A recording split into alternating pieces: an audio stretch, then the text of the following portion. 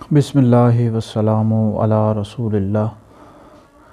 Social media पर एक सवाल मेरे पास ये आया कि कुछ नौजवान लड़के और लड़कियां ये सोशल मीडिया पर, फेसबुक पर मैसेंजर के ज़रिए लोगों से कहते हैं कि मुझे पैकेज करवा दो या मुझे बैलेंस करवा दो, तो इसका क्या हुक्म है।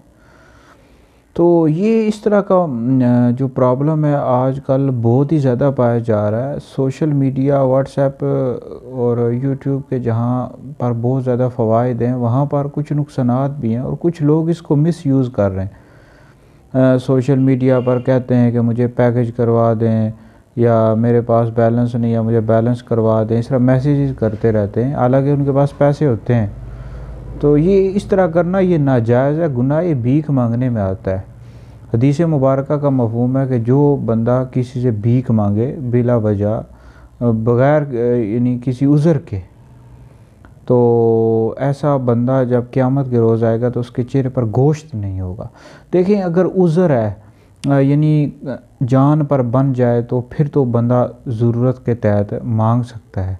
यानी कोई आपके पास है ही नहीं खाने के लिए, या यानी पैसे नहीं है कि आप यानी खाना ख़रीद सकें, वो एक अलग सूरत होती है। एक होता है आपके पास पैसे भी हैं, जानबूझकर भीख मांग रहे हैं, पैकेज करवा दो, इजी लोड करवा दो, ये नाजायज़ है, गुनाह है, भीख मांगने में आता है, बहुत सख्त गुनाह है। तो नौजवान लड़के और लड़कियों के लिए ये पैगाम है कि हरगिज़ भी ना करें, इस तरह किसी को धोखा ना दें। और ये झूठ भी है, धोखा देने में भी आता है और भीख मांगने में भी आता है। कल क़यामत के रोज़ आपकी बड़ी सख्त गिरफ्त होगी। लिहाजा इस तरह हरगिज़ भी करने की इजाज़त नहीं है। ये किसी बंदे को इस तरह तंग करना कि मुझे पैकेज करवा दो, बैलेंस करवा दो, ये नाजायज़ है, गुनाह है।